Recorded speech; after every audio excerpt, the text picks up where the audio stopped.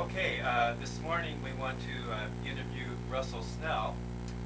Russ was a paratrooper in the 101st Airborne.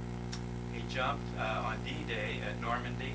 He jumped in Holland, and he was taken up to Bastogne during the Battle of the Bulge to defend that area, to defend Bastogne. He was wounded in each of these engagements, so he has basically 3 Purple Hearts, or a Purple Heart with 2 Oakley clusters. So we're going to talk to Russ here this morning. Nice to have you here, Russ. Thank you. Thank the Lord I'm here. I would think so. I would think so. So tell me, when and where were you born? I was born in Newcastle, Indiana in 1923. Goes back a few years. And where is Newcastle? It's about 40 miles east of Indianapolis. And what did your dad do? My dad worked at Perfect Circle factory there in Newcastle. Pistons?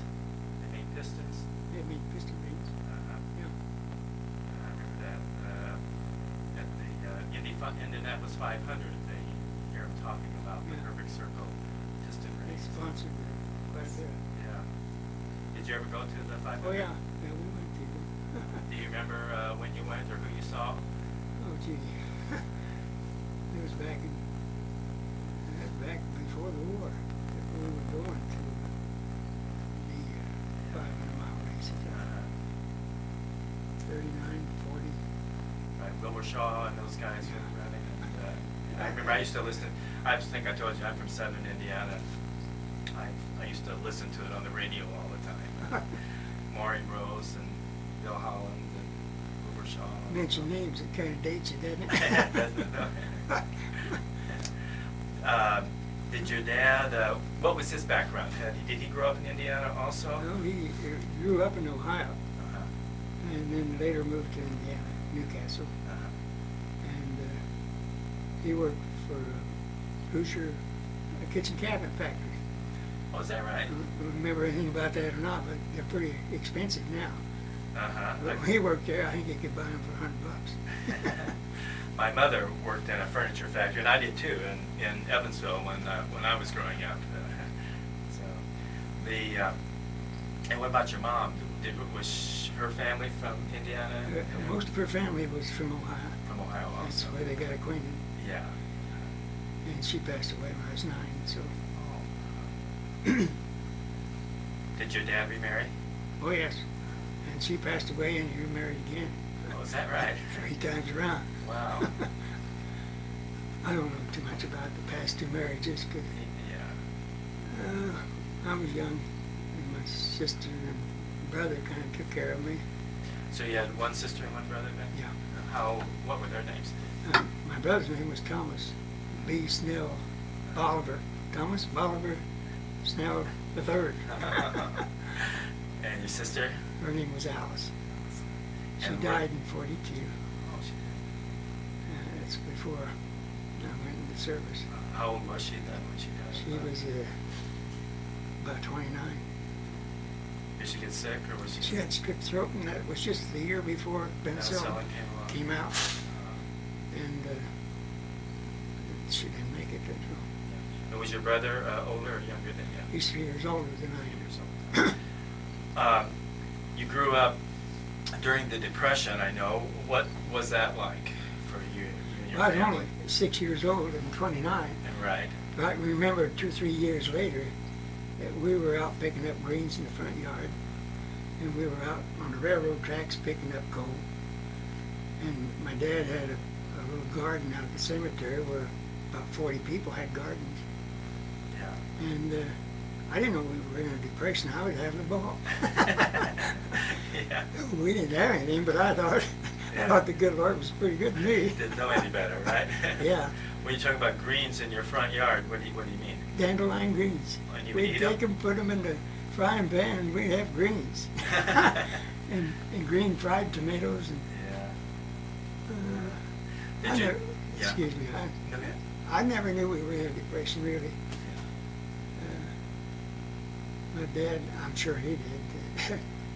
I remember going to the drugstore. He was always needing a bromo, and walk with him to the drugstore.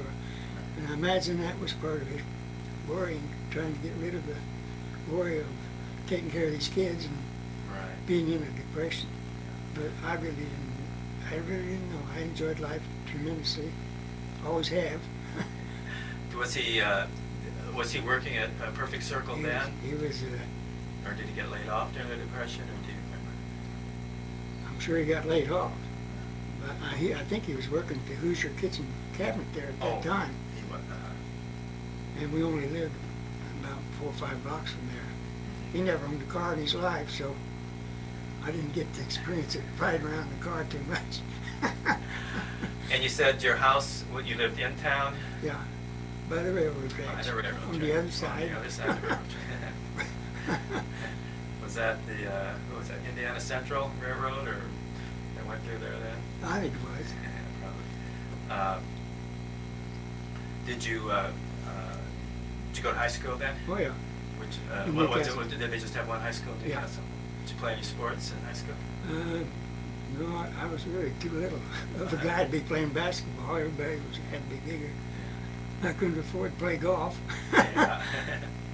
And I played a little tennis. Did you? But I just enjoyed it, but I wasn't Yeah. a pro by a long shot. Did, what were your favorite subjects? Did you like, I liked history real well. yeah. And So what, anything that had to do with flying, I enjoyed that. oh, I ended up having my private license to fly. when did you start taking flying lessons? That's when I come back on the GI Oh, you came Bill. back now. Oh, I Yeah. see, yeah. So So what year did you graduate from high school? that was in 41. So what did you do right after after high school? I worked at Delco Remy, that's your motor factory in Anderson, Indiana. Uh-huh.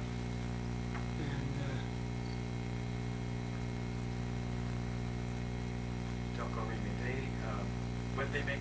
they made Batteries? batteries and, Right. That's right, Delco, right. yeah. So- Generator parts, high-speed generator parts and all that sort of stuff. So do you remember what you were doing on December 7th, 1941? I think we were in a movie or something when a newsreel came on, and that's when I heard about it. Right, yeah. Cost a dime. I didn't go very many times. Cost a dime to get in the show. Yeah. I just happened to be there at the time. Uh-huh. What did you think about it? Had you thought? Did you think that? I mean, were you shocked, surprised, or did you thought much about it Well, at that point? we're real shocked. We didn't realize that we'd be in war like that quick. And at my age, 18, I was at the age that I was really concerned. And a few So- months later, I enlisted. And why did you do that? Well, my mother had passed away, my father had been married, my brother was married, and my sister had passed away, and I felt like, gee, this is time for me to do something else, and I don't know anything better than to go enlist, and that's exactly what I did. About 6 months after Pearl Harbor. And what did you enlist in then? We seen a movie reel that showed these jumpers, parachute jumpers jumping out of these planes. Boy, it was great to me.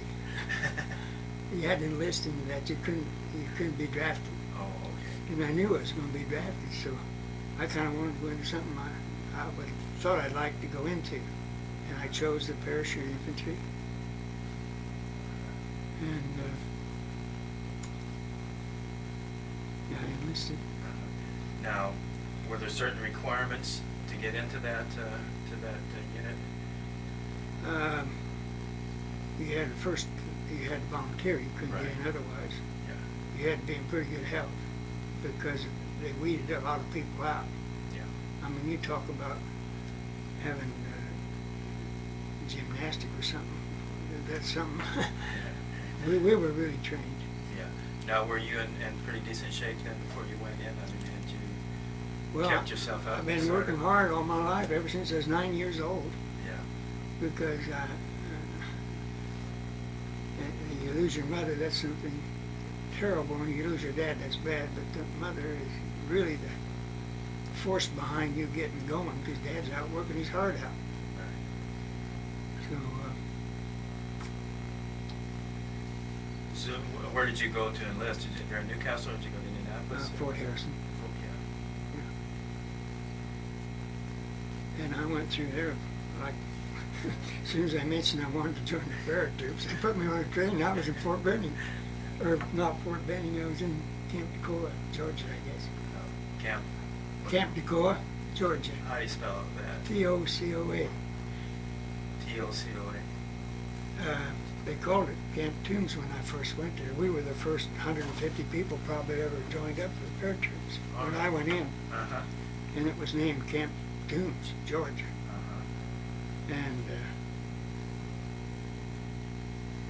they changed it to Camp Decoa because they didn't like the name.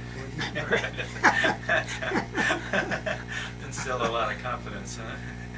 And that was near a big mountain called Currahee.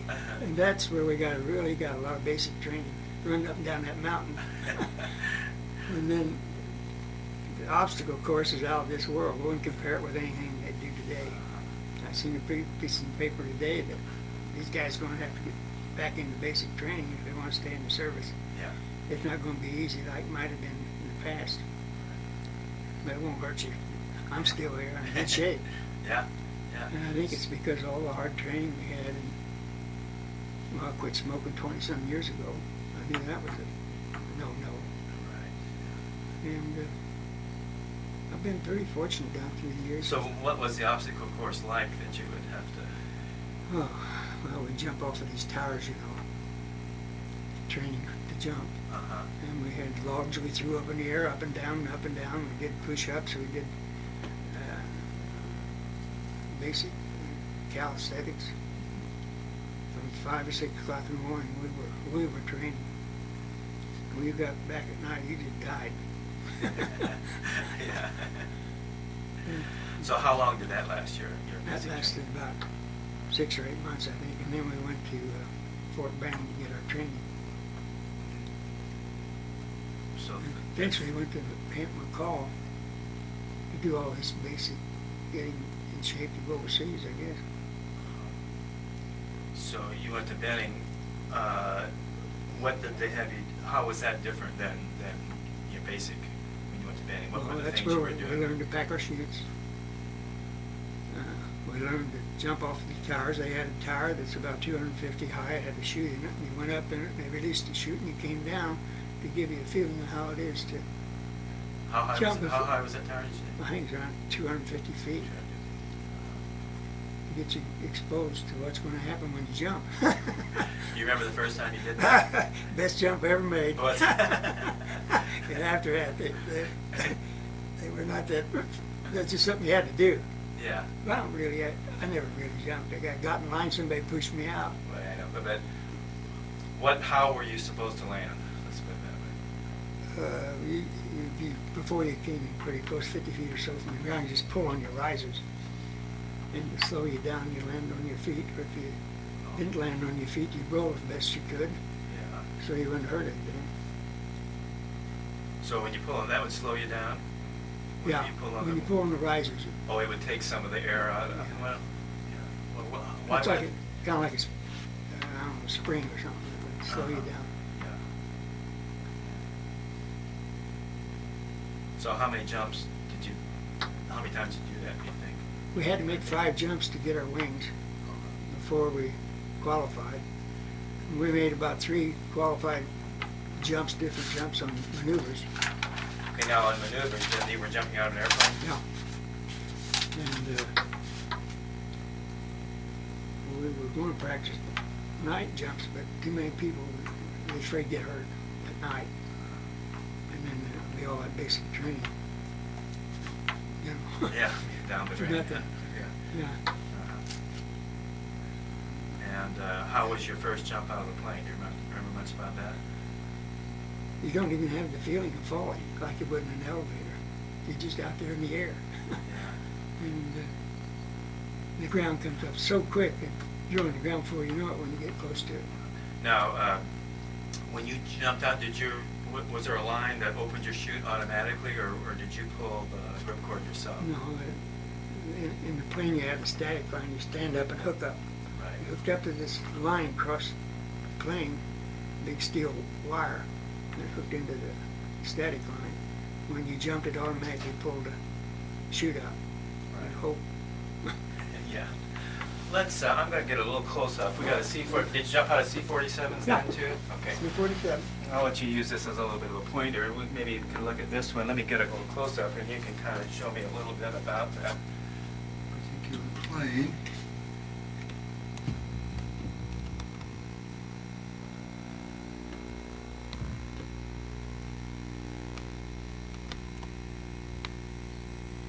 Okay, now that's pretty good. Yeah, so the door would be where the star is? The door's right in here, Yeah. and you got about 16 to 22, 25 jumpers, and they all stand up and hook up, Uh-huh. and then the jumper master will say jump, and he jumps first, or he jumps. He doesn't jump first, he jumps last, Uh-huh. so that everybody's out of the plane, he's the last one down. Right. And he put these marks on these planes so that when we went through France, there was a certain area that these planes could fly through, and that identified it when we were, In the Normandy invasion. yeah, Right, and that's, all the planes had these Uh-huh.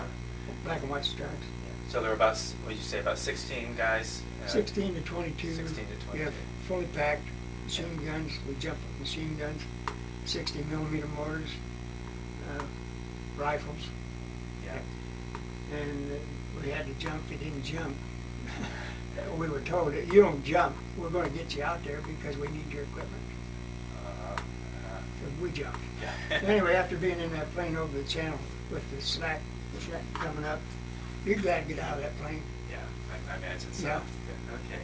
No, we never had these on the back of us. They were, Those are the gliders, right? yeah, they really had it tough. Oh, yeah.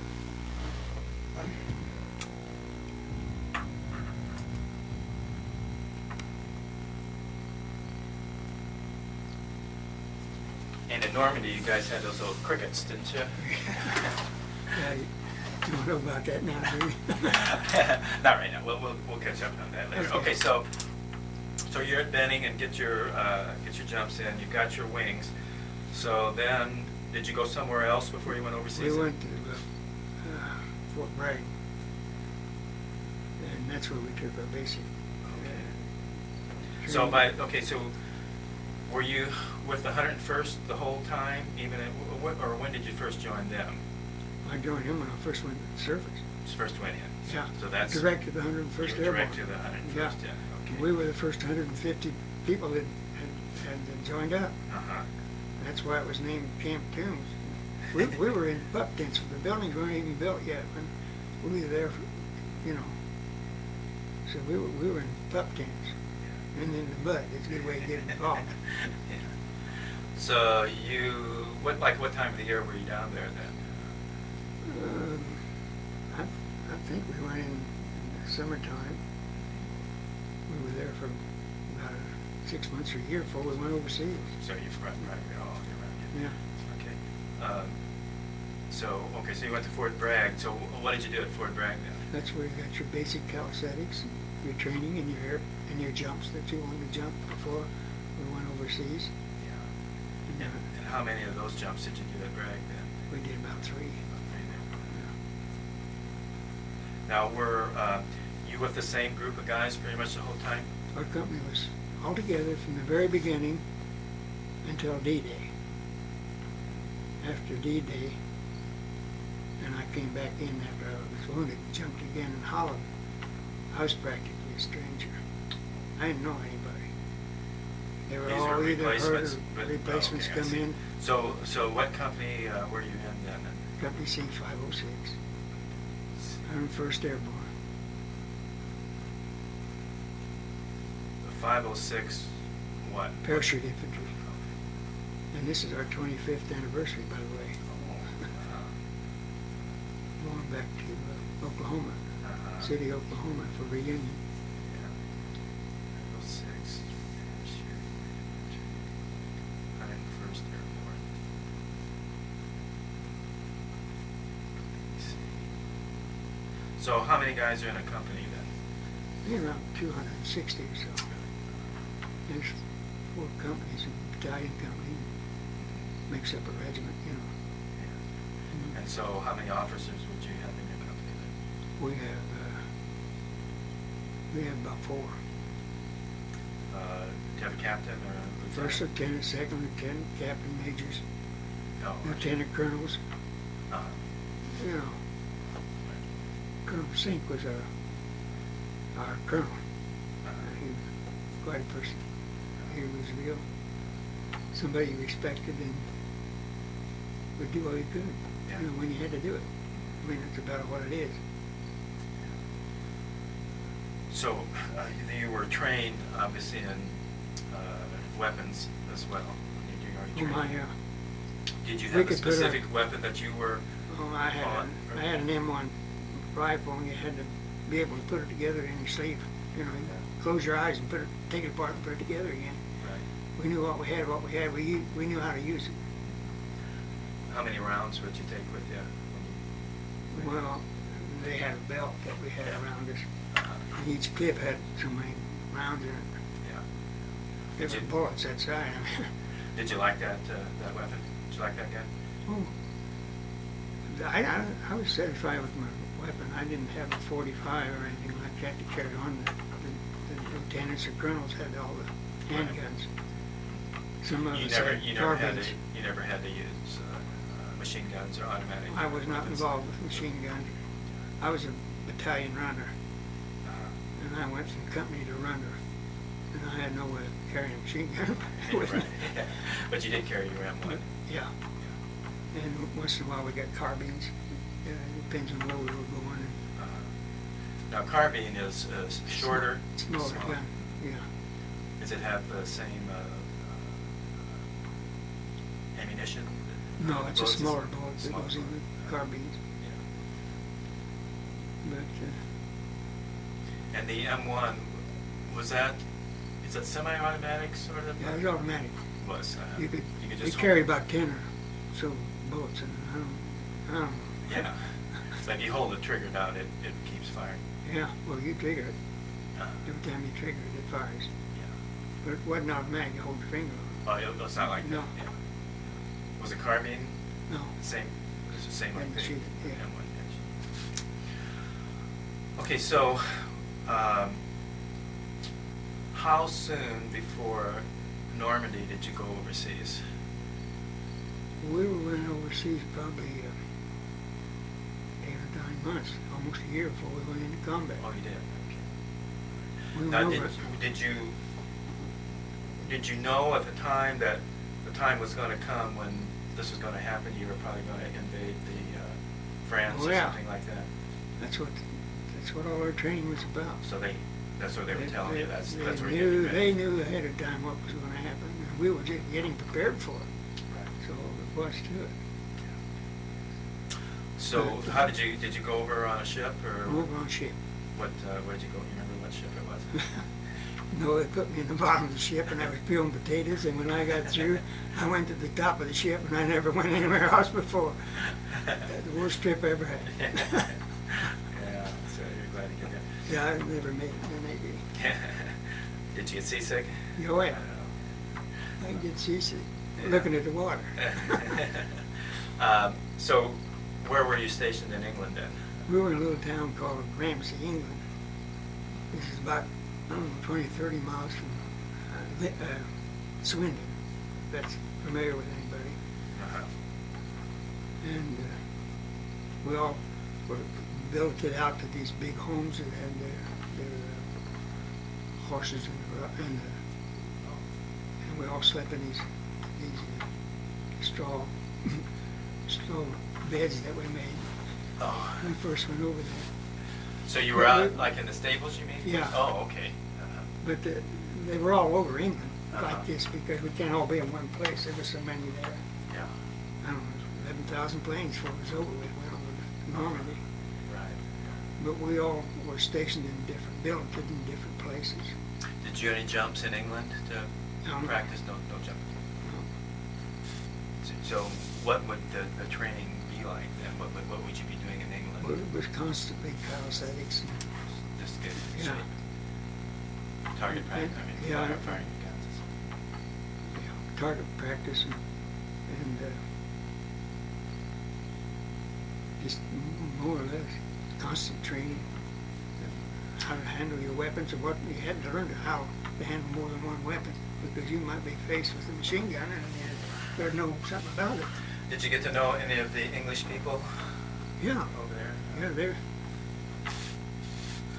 yeah, it was quite a treat to be there with them. They couldn't do enough for you. Really? But what they went through, they could appreciate us being there. And it was a relationship that I enjoyed. You know. Did you get into London much? Yeah, I went to London on furlough once. Hell yeah. But after a couple buzz bombs come over, I said, "That's not for me." We were lucky, you know. We got to pull back out after Normandy and group up again to go into Holland. And then when Holland, we pulled back out, grouped up again to go back to France. And eventually they were pulled into Bastogne accidentally Right. when these troops came in. Now, what's it like? What is a buzz bomb? I mean, what did it sound like, or what was it like? It looked like about 15 feet long and had a couple little wings on it, and a big blast out of the back end. And you could see them fairly, they were Yeah, you fairly could see 'em close. fly You could see 'em over. right. Oh yeah, you could see them coming and going. And when they shut off, you knew, boy, that's it. Watch out, here they come. They go just so far and then they quit. They quit. They just bomb, drop and be a bomb. It's really loud. You can't noise. believe what those English people went through. I mean, the kids and everybody. I mean, if that war would have been here, we would have really been in trouble. Because people aren't accustomed to that here in the States. Yeah. They're giving up something. They don't give up too much. They don't have to. So, when did you get the idea that it's getting pretty close? We're going pretty soon now. Well, it was about the beginning of June. We knew something was going to come up. June 1st. Got a lot of activity was going on. And boy, this is it. But we didn't know when. And the weather was terrible. Right. Oh, shoot, we're not going today. And all of a sudden, the weather broke. June the 5th, I guess it was. And Ike said, "This is it, we're going." So we went. Now you were mentioning Ike and Churchill came to your Ike, unit. Churchill, Monty were all out there. I think you got a picture in one of those books of them together with our outfit before we left. And that was something for me to see all those guys. So they were pretty close to you. I mean, you could Yeah. recognize them and everything. Yeah. Do you recall? Did they all speak or? Well, I was so far away. You couldn't- I don't know about that, but Yeah. just being able to know they're there, Right. that was quite something before we went into combat. Little kid from Newcastle, Indiana, huh? Yeah. Being around these kind of guys. Yeah, that was. So then, did you? When did you get on your plane? Did you? Well, tell me about that. Okay, so Well, what's the next step then? The next step after that, we all went to our boarding areas. And like the picture I showed you in there, we were sitting down there waiting to load up. And where was that? Your boarding area? That was just in England. I don't remember where. Fairly close to where you were training. Yeah. Fairly close to Ramsey then. Yeah, Okay. close to the school. But they're so strung out. Yeah. You're only involved with the area you're in. There's so many things going on. You don't know what's going on 2 miles away. You know. So when did you get to the boarding area then? We got there, it must have been about midnight. And we boarded.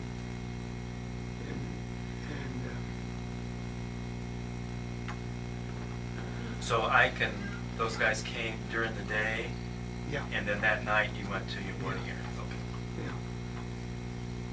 Yeah. And then after we got boarded, How many and these were C-47s? you could not see the sky for the planes above.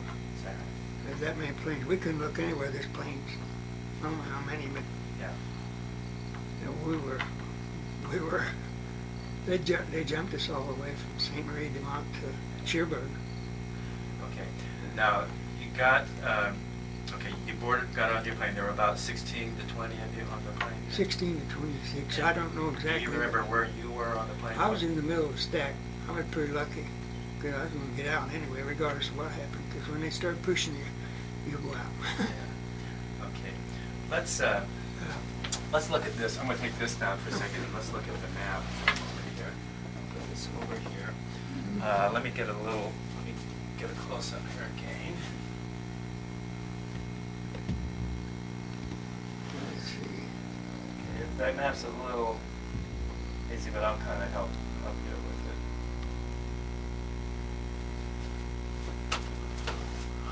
Okay, this would be, this is England, this is kind of London, and I think this is, that goes to where it's going. I think this is Normandy right here. Yeah, we were in Utah and Mason right here. Right there you went. Yeah. There were three. Yeah, and where were you supposed to jump? Or what Well, particular? we were supposed to jump about 6 miles in from the beach and hold a beachhead there till they met up with us. Okay. Okay, good. Well, that's good. I'll back this off. I tell you what, no, while we're at it though, and then we won't go back to this. This shows here that then after that was all over, went this, and this is like Luxembourg. This is Yeah. Belgium up in here, and Holland, the Netherlands, I think is right here probably. Yeah. So your second jump was in Holland, Holland, right in that And area. then we went from Holland to The Bulge, which would have been right around here in Belgium, I Yeah. suppose, right there, Yeah. right in this area here. So all your jumps were one here, here, and here, pretty much. no, there wasn't a jump in Belgium. Oh. We went by truck. Oh, you did? Yeah. Oh, I knew the 101st one. Oh, okay. So then That's you when just, Patton- it's just to reinforce. That's when Patton went through and opened up the area and we come up by truck. Okay. Yeah, all right, that's right. Okay, Well, good. we went in by truck before the Germans got there. And then they surrounded us. Yeah. And then Patton came in and opened up a hole. And then it was all over after that for the Germans. Right, yeah. Okay, good. All right, that's great. Okay. Okay, we're back in business here. So we'll go back to Normandy now. Okay, so you're in your plane, takes off, and was it? Could you see anything out there? Was it real dark, overcast, or was there any moon or any stars or anything? Or do you remember? Could you see out of the plane at all? Never had any idea looking out the plane. Did you take any? Were they shooting at you? Any aircraft? Well, I'm not going across the Not channel, but after we got over the channel, then the flag started coming up. And it sounded like it was hailing outside when it hit your plane, you know. Oh, so it was. So your plane took some hits with the flag. And you were glad to jump. I don't care where you were. You were glad to get out of that plane. And you say you were supposed to jump like 6 miles inland, Yeah. and is that where you actually jumped then? That's where I actually jumped. We were right there close to the little town we were supposed to be next to, St. Marie de Mont. But later I heard they dropped them all the way clear up to Cherbourg. So it was really quite a miscalculation for some people. But it was terrible, but that's the way it was. You could. Okay, now do you remember much about your jump there in Normandy? Where you landed, in a field or in a... Well, you got a Normandy good was landing or what? mostly hedgerows. Yeah. I mean, you couldn't see 200 feet ahead of you without running into a hedgerow. And we all had these little crickets when we first dropped that we were supposed to click, click. And somebody on the other side of the hedgerow didn't click, click. You fired your gun. A lot of guys got killed by our own guys by that happening. And we found out a day or two later that was not as good an idea as they thought it might be. Because the Germans got the crickets and they started going back and forth with us. So, So did you land like in between a couple hedgerows then? yeah.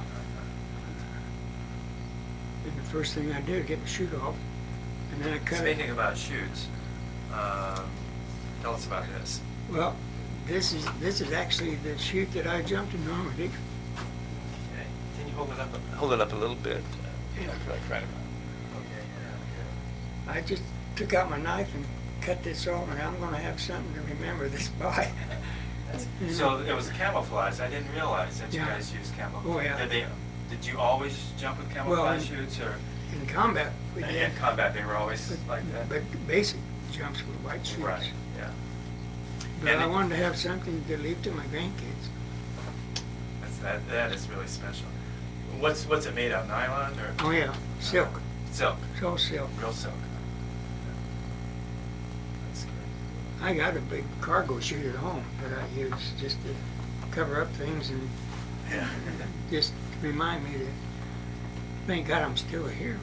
So you got your chute off, and this is part of the chute that you jumped with at Normandy, right? Yeah.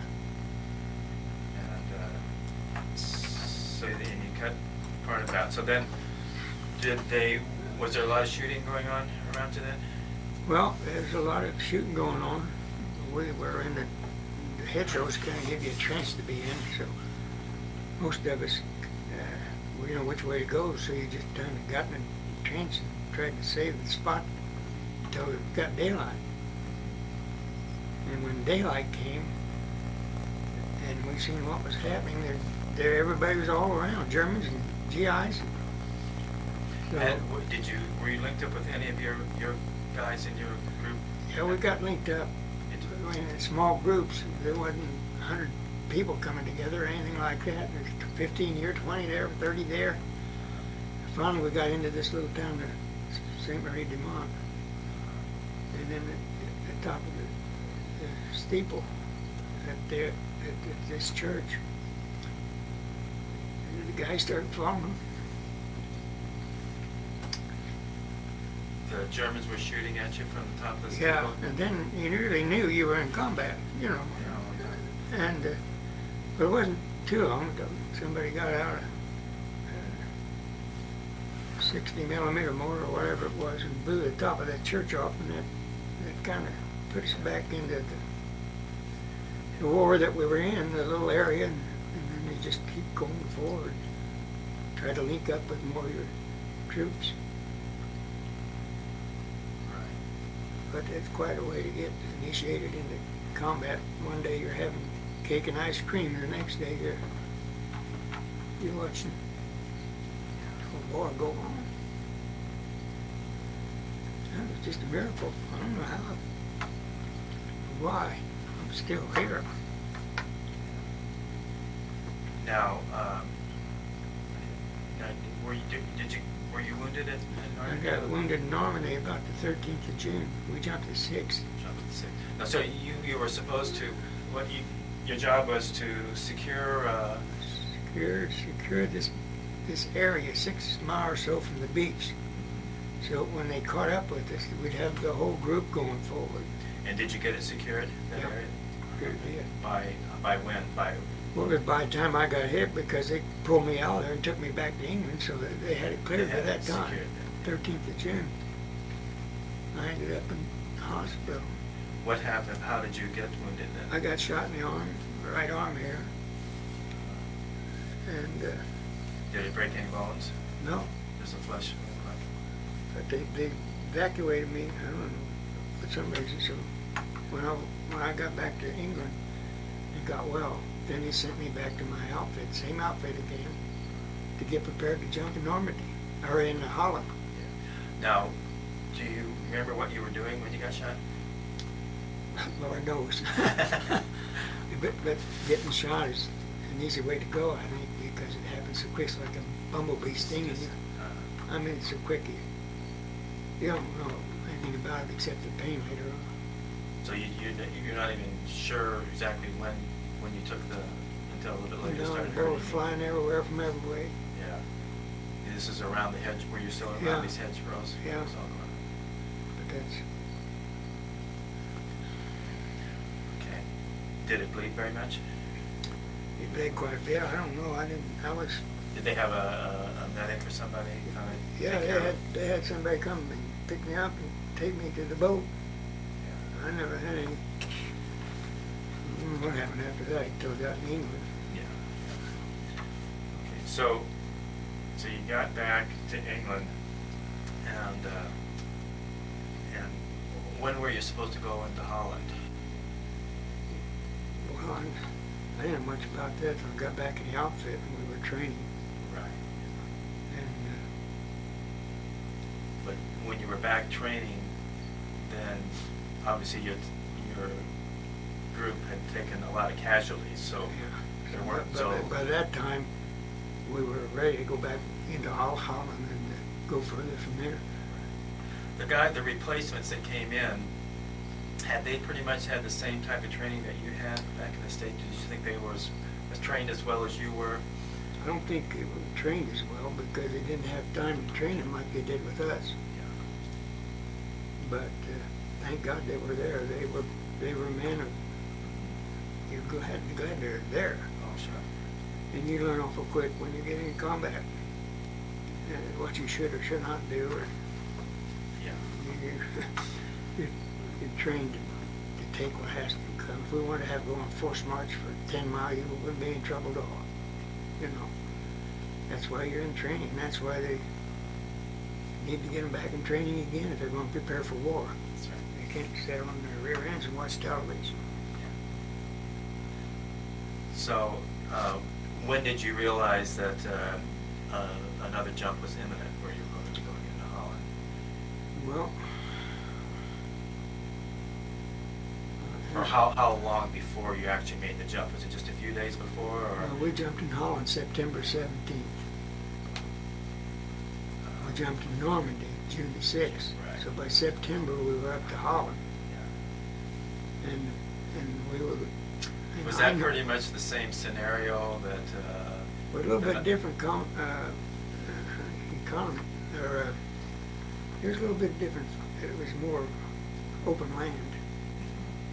Prior to jumping in Holland, we had our planes come in, and they pretty well strafed and took care of everything before we landed. It wasn't like Germany or Normandy. Normandy, didn't take a lot of flying. We had some help before we went in there, and And where? we landed in a little town called Zon, Z-O-N. It was close to Eindhoven someplace. But Was it? How far was it from like Remagen? You hear about that a lot. I'm not too familiar with Remagen. But that's when the gliders really came in with us. Inside, there's plenty of room for them. But boy, I sure felt sorry for those guys. They really had it tough. I mean, they had no control once that plane released them. And they had to land where they had to land. Right. And they landed everywhere. And those jeeps and whatever they had went forward, took them out. Yeah. I got a lot of respect for the glider people. You'll have to talk to Artie Silverman because he's talked about that. Like I said, he was in some of those places with you. Okay, But so then I got hit again in Zon. I was a battalion runner on a motorcycle going from company to battalion delivering messages. what kind of motorcycle did you? I don't know if it was a Harley or not. Might have been. Why did they choose you for that? Do you have any idea? Oh, well, I was company headquarters, and that was my job to Uh-huh. take messages from one place to another. Yeah. They had to know what was going on in C company or B company or wherever it was. You had to get messages back. How far, in distance-wise, would you usually have to make a run? Well, normally, maybe not more than 10 miles. I mean, we were pretty close together in battalion headquarters. I don't know how far I went, but anyway, I got blowed off of a motorcycle. By 88 what? An 88 blew me off of it. I woke up in the hospital. I don't know what happened there. Wow. But I didn't get any outside wounds. I was just blown off and knocked out. Just They took me to the hospital and I got well and come back again. So that was my second Purple Heart.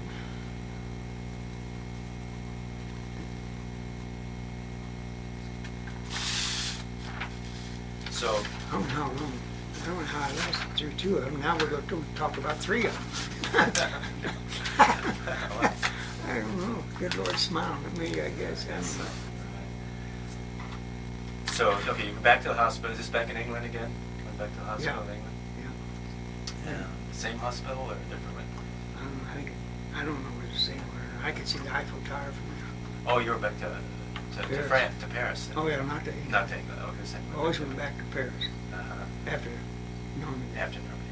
No, we didn't go back to England. I would have liked to. Never got to do that. All right. Okay. So then, okay, once you get out of the hospital now, then what do? You go back to You're your right back same to your outfit? same outfit again. Same outfit again.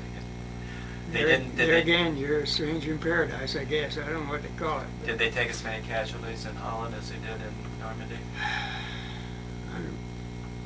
I really don't know, but Yeah. Took enough, huh? I'd say with the glider pilots and all that, they really had a loss, quite a loss. But Did you make your jump at night in Holland also? No, it was in daytime. It was a daytime jump. And you could see, even before you jumped, the trucks fire and buildings afire and everything that the Air Force had wiped out before we got there. They did a beautiful job in Normandy, or in Holland. Holland, yeah.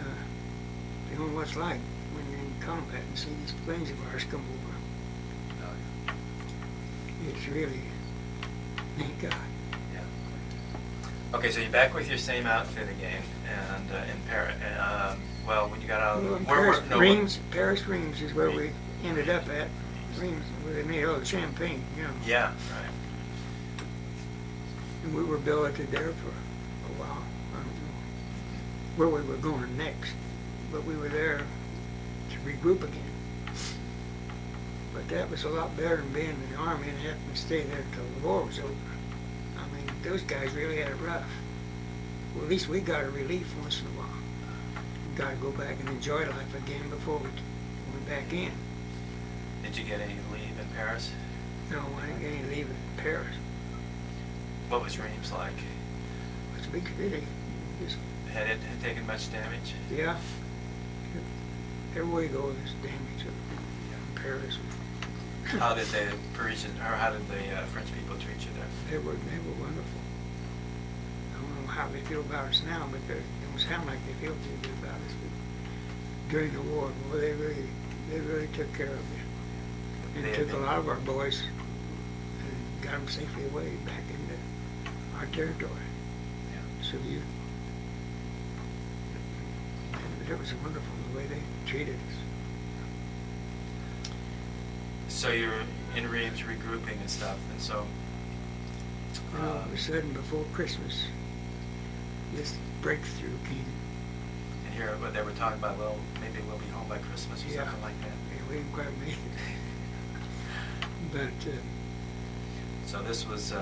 we knew they were coming, so we went up to Bastogne. They weren't there yet. Okay.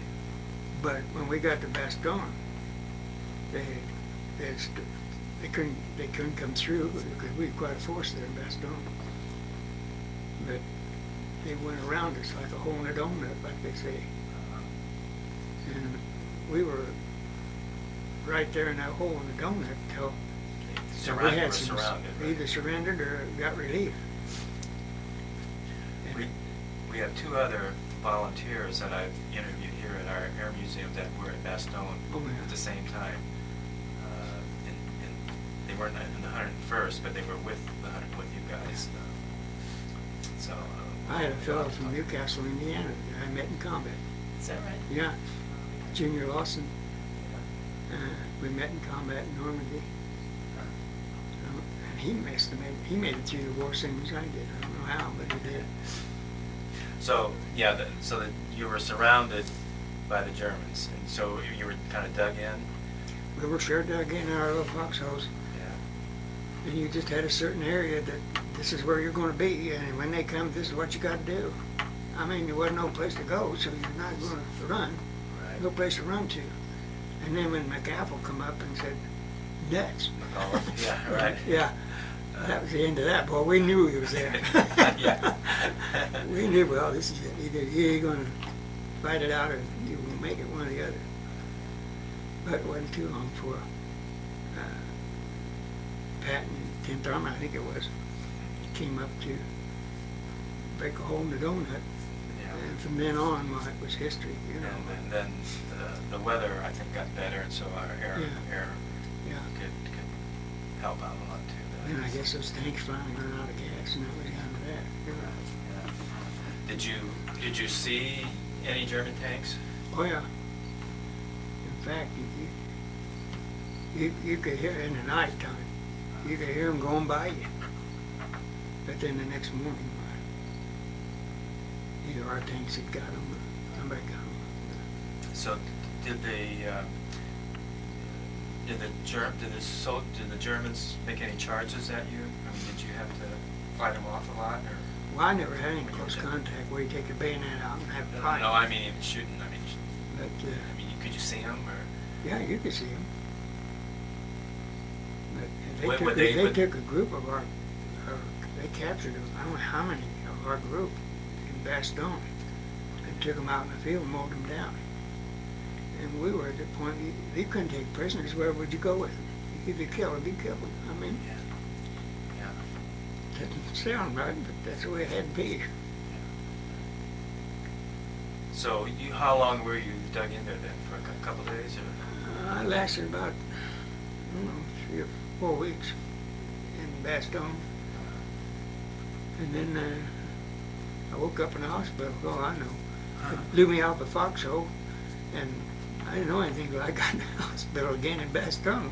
Okay. So that was like another 88 or mortars, or what? Well, they were shooting big guns at us up there in Ardennes. Yeah. And then all those, we used to build a foxhole and then put logs over the top of it because there's so many trees up there. But if you get a direct hit someplace, something happens, you know. And So I got a direct hit close to me someplace, and I don't know what happened after that. Was this right around Bastogne, the same place where you first went? I mean, or had you? This one, we drove up to Bastogne. This is the area that we were in. Right, but I mean, was this before or after Patton made the breakthrough that you got wounded?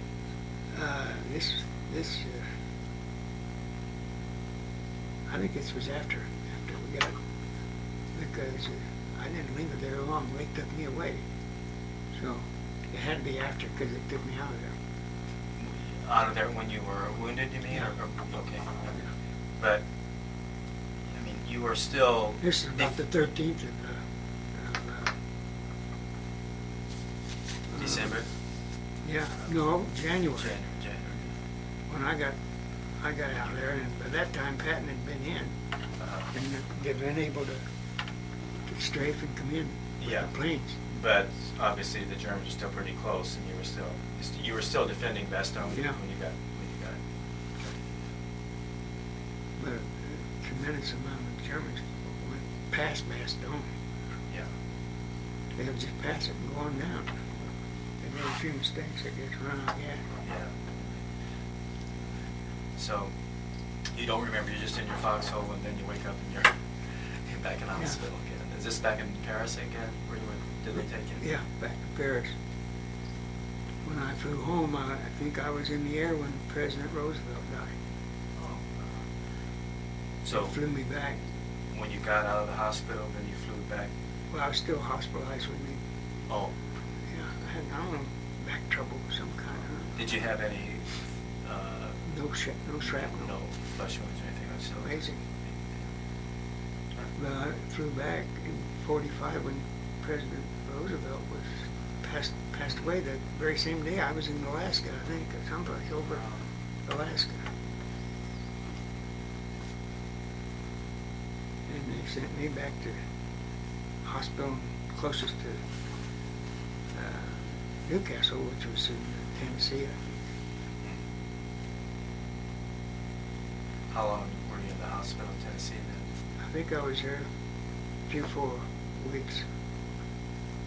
And then they sent me home on furlough. And then I had so many points that I got out on the point system. Oh, yeah. Well, I guess. And they sent me home, I guess. And then I had about a month's vacation, went home, and then I went back and got out of the service. Yeah. So when you got out of the service, then did you used a GI Bill? I think you said. Yeah, I used GI Bill to fly. Got my privates. Yeah. And then when I got married, it didn't seem to improve. Everybody be flying. Yeah. So I didn't do much flying after I got married, but You enjoyed flying? I enjoyed it. Did you take in Newcastle? Is that where you Yeah. took your flying lessons? Yeah. What kind of planes did you fly? Oh, they're just little rockers, Taylor crafts. Nothing big. Yeah. I didn't get that far. But Did you have any? Did you heal up completely? All right from your? yeah, I guess. I'm I mean, you still felt here. well. I know, but I mean, then I mean, were you? Did you have anything hurt or anything? No, I can't use, I used to be quite a bowler. I can't bowl anymore or anything like that because it really hurts my arm. What was it difficult for you to adjust? Because I hear a lot. It's difficult for a lot of people that have been through everything that you've been to back to quote unquote normal life. Well, the worst part, I guess, is you never get over, you know, the dreams you have. But when something happens, you go forward or backward. I mean, life goes on. I don't care what happens to you. You got to make the best of it and do what you can to make the best for everybody else. And I have no regrets. I felt like I had to go. And, I did what I could do while I was there.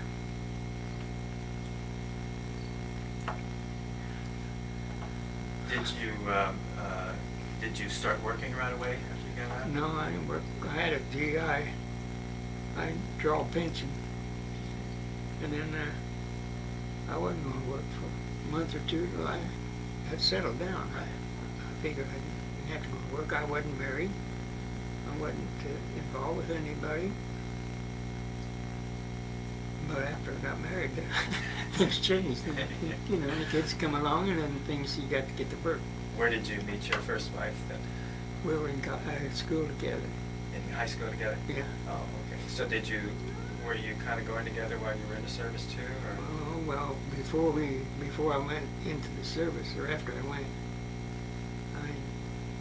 I had another date with a gal and took her by the girl that I later married, and to let her know that I'm not going to get involved with anybody till I get back home. There's too many people that are involved, and I'd lost most of my family anyway, and I didn't want to put somebody else in the same position waiting for me, because I don't know if I'm coming back or not, being in the troops, any troops. So she got upset with me, and I never heard from her again. I got back. But I thought that was the right thing to do. Probably so. Yeah, you don't want nobody worry about me. And my folks, the only one left was my dad. He'd been into his third marriage, and I wasn't his prime target, you know. Yeah, sure. So I just did what I have to do when I did it, whatever it was. It might have been harder if you knew you had somebody to come back to do the things you did. Maybe you would have hesitated or something, and things would have turned out worse. You know. Well, I know hero. I just happened to be there at the time. And Well, that's what I kind of think. I mean, you're all, as far as I'm concerned, anybody that was in World War II is a hero, and you were all trained the same way, and it was just circumstances where another person probably would have reacted the same way you did with the same training, and just I think it's wonderful what all of you did. this training is so important if you're going to be involved in combat. I'm telling you, you can't be a pussyfooter. You better be in shape, because there's conditions that you wouldn't believe. You went to,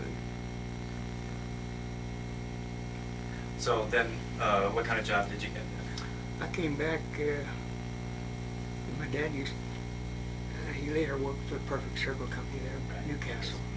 I came back and got a job at Perfect Circle. I was a chronometer reader taking the temperature of the steel when they poured it. Uh-huh. Had a pretty good job. I thought it was a good job. Yeah. Then some guy got a hold of me and said, why don't you get in the insurance business? Yeah.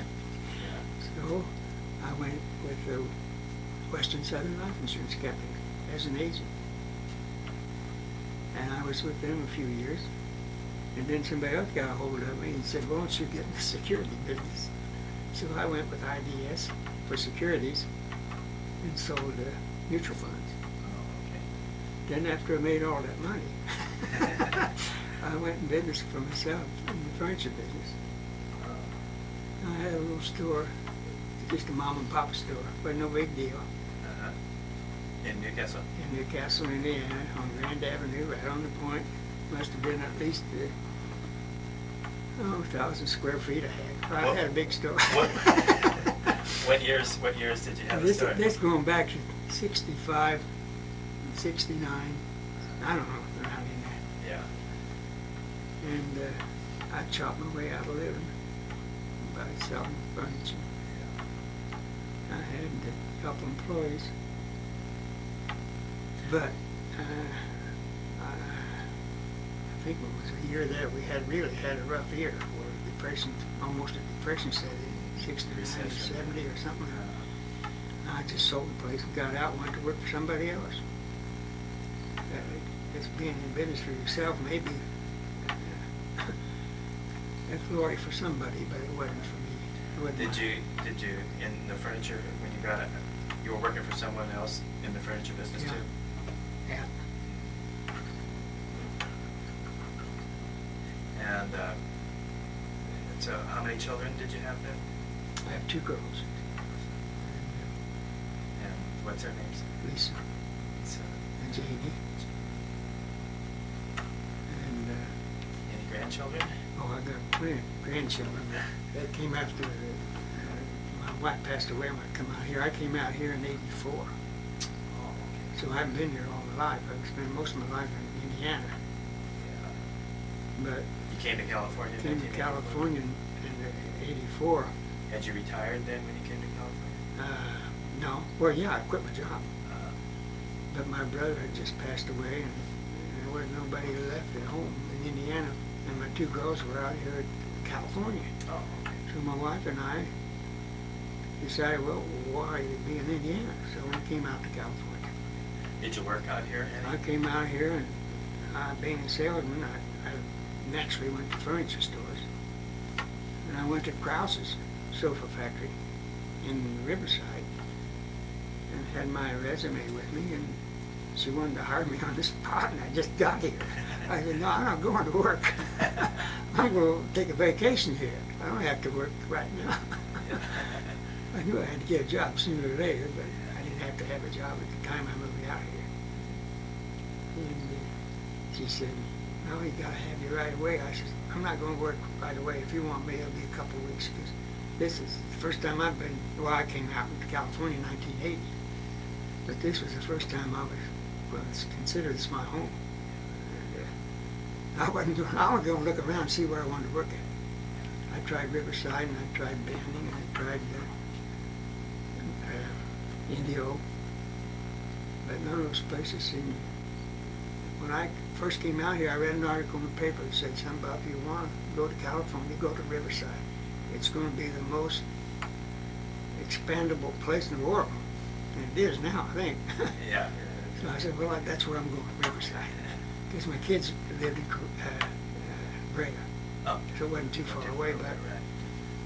and that's what I did. So, where did you end up? Did you I end ended up up taking a job with them at Krause's? Krause's Sofa Factory. Ended up an assistant manager of the place. And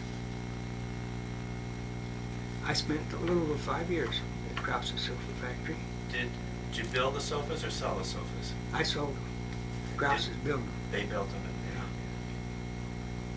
At Cal Krause. was the most wonderful person to work for you'd ever worked for. Really? Yeah, he'd come in and he knew everybody by name. He'd say, Russ, you sell that cell phone every day, I'll give you $100 spiff. That's the kind of guy he was. It was a joy working for him. But to the point where I didn't want to work anymore, so I finally retired. But I really enjoyed working at cow process. Yeah, yes, you did. Shall I answer this? Okay.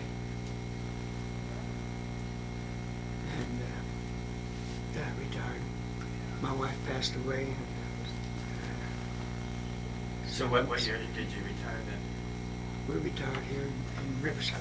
Yeah, no, that's in what year did you retire? That was in 1987, I think, 85, maybe, 1985, I think it was. And my wife passed away in 87.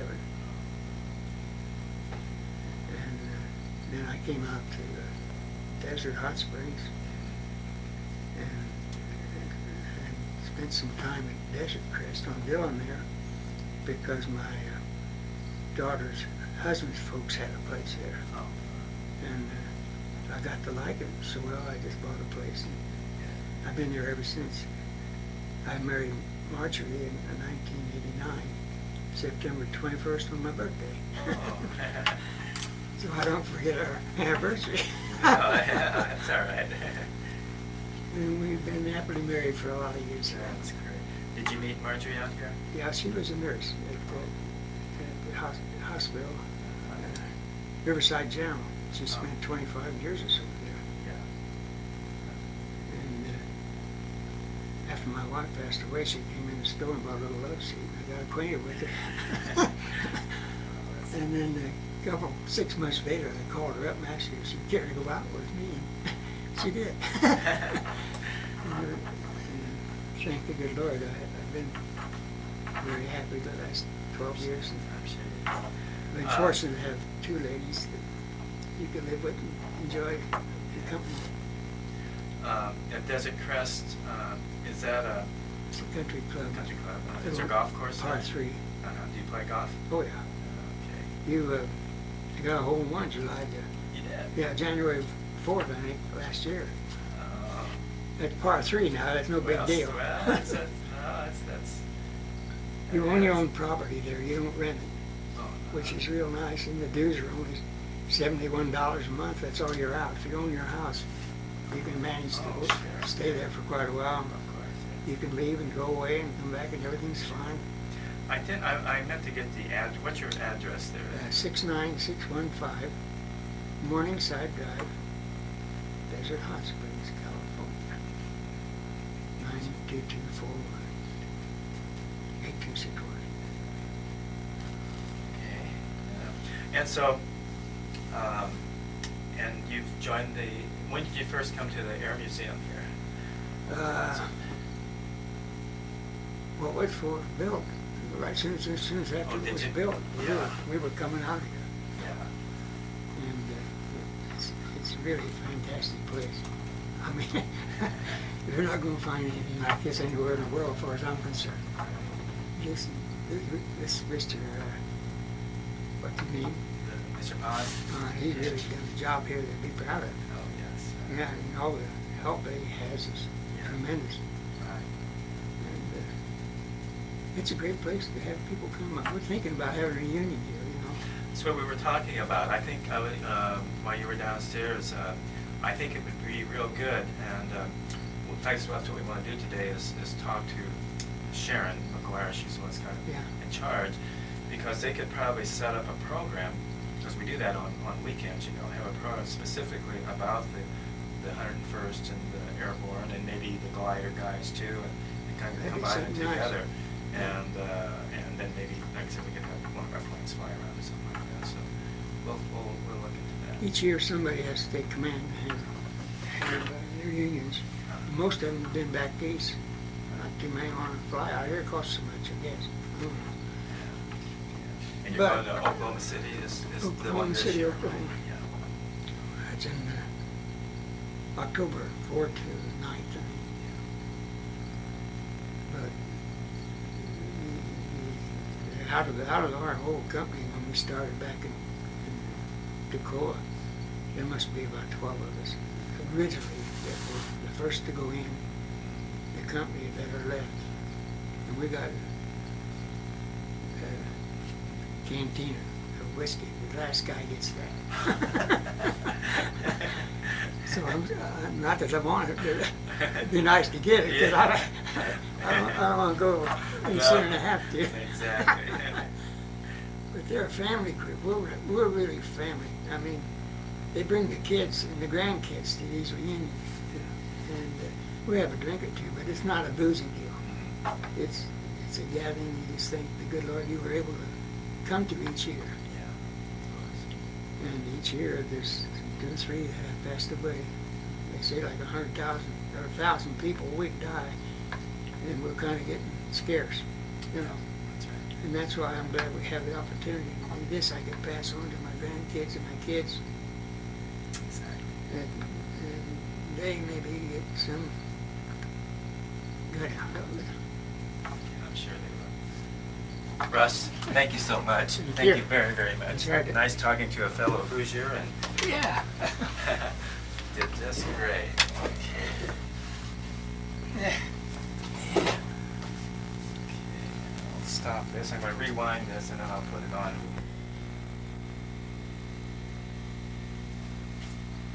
Okay, I'm going to let it run a little bit, because for some reason, the first little bit of it wasn't quite right the last time.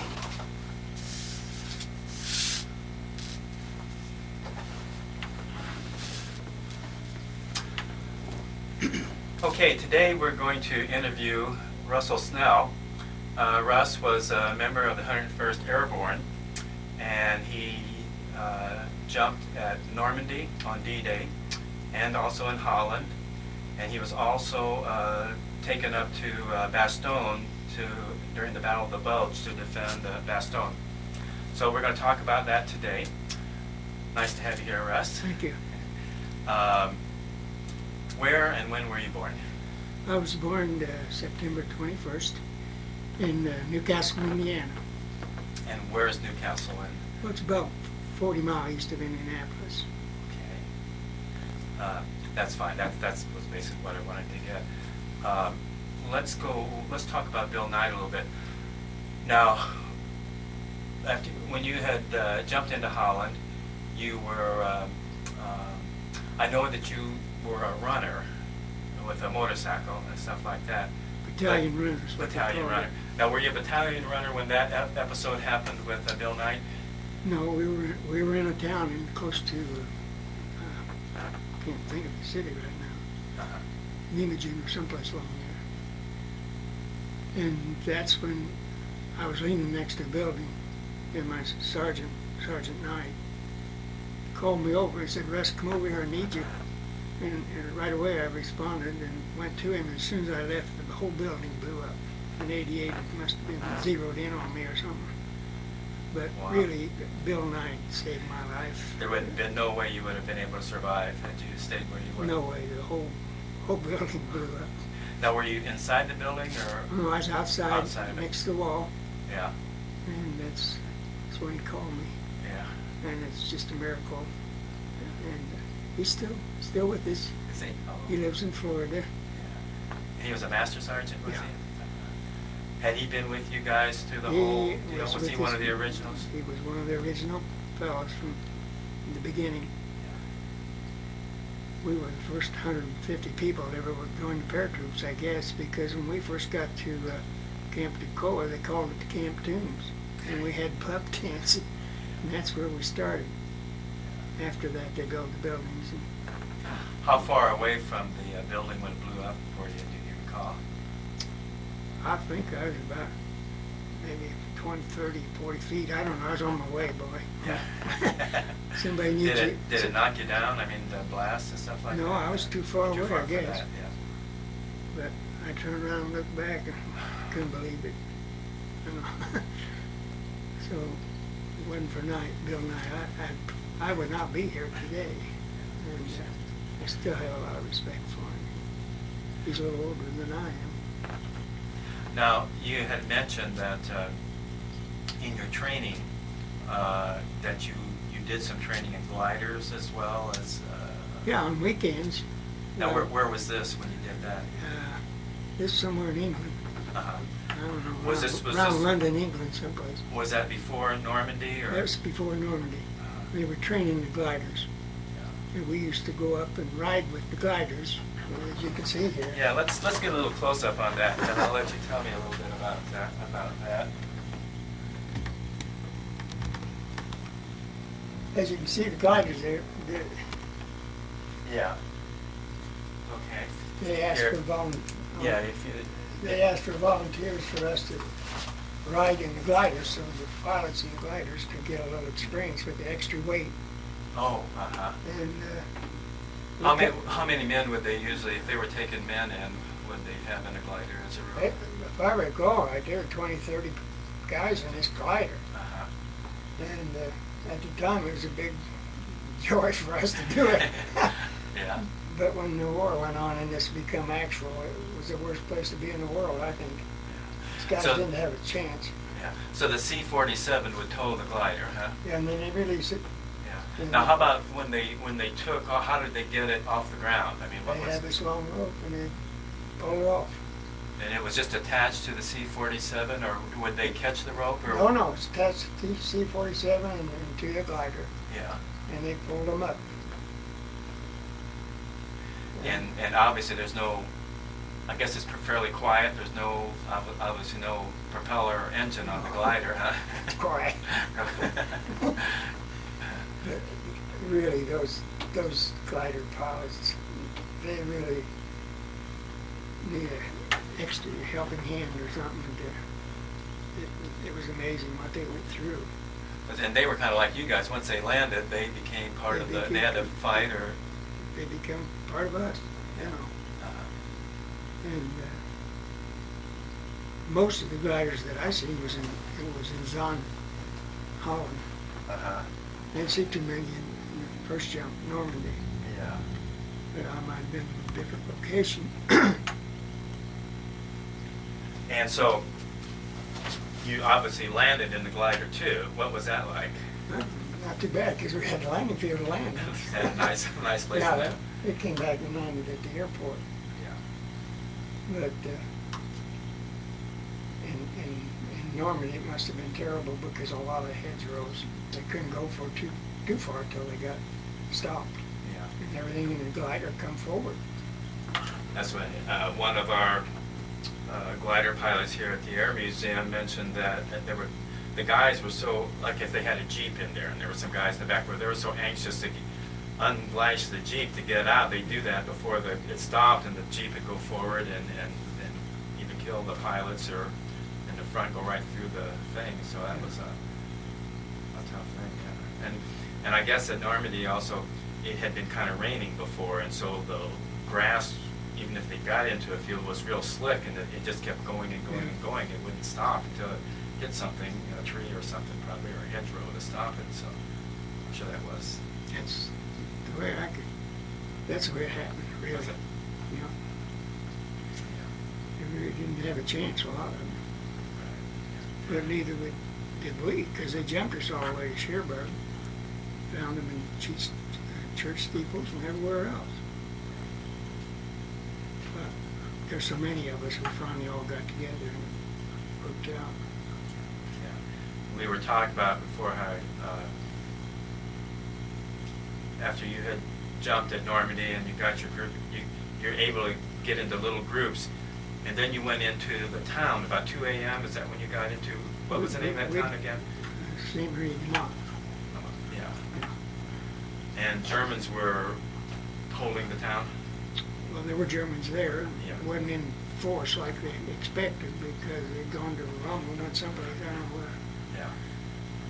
But for just going into combat, you knew you were there. Yeah. And you had mentioned that up in the church tower, the church steeple, they had a sniper that started picking off the guys around us, and then you knew you were in combat. And you were mentioning that was it a bazooka or artillery or what that took that tower out? We didn't have anything but bazookas to Just start with, and these guys were pretty good with these bazookas, and on the tanks and on the individual spots that they wanted to pull. Yeah. But, I wanted to ask you too, you had mentioned you had some grandchildren. How many grandchildren do you have? we got about 12 grandkids. 12 grandkids. Are any of them living in this area? Yeah, we have them in Fullerton, Riverside, and we have some grandkids in West Virginia now. So and my wife's going there for too long to visit them. She's kind of anxious, and so, and then when we get back, we'll go to our reunion, 26th reunion. Right. In Now you told me there are 12 of the original guys. Is that out of C Company? That's just out of our company. Out of your C Company, right? I think it's about a little over 200 Altogether, out of the 506. in our one company. Oh, in your company. Yeah, There were that many to begin with, you mean, and now there are 12 left. yeah, to start out with. But there's 4 companies in the regimental company and a battalion, so it makes up quite a few troopers. How many? When was the last reunion you went to? It was in about 4 years ago. How many In guys? Scranton, Pennsylvania. How many people all told? Around 90 people, which is pretty good. Yeah. And a lot of them were the kids and the grandkids that came, and the fathers weren't there any longer, but they still come to our reunions and enjoyed it. Yeah. And it's nice that it can be carried through like that. Okay, I think, anything else you'd like to? Oh, you had mentioned that there's some whiskey left. Is it in a bottle or a canteen? No, it's in a canteen. It's in a canteen. Yeah. In the helmet, with the helmet, Oh, with the helmet, yeah. and the guy survived this whole deal. So when did they get that whiskey together? Was that? Oh, that's been going on a long time. Yeah. And it's quite a conversational piece at the reunion. We all look around and see who's next. I don't know. So do they bring it to the reunion? Oh, yeah. Oh. Yeah. Got that is. It's something we really look forward to.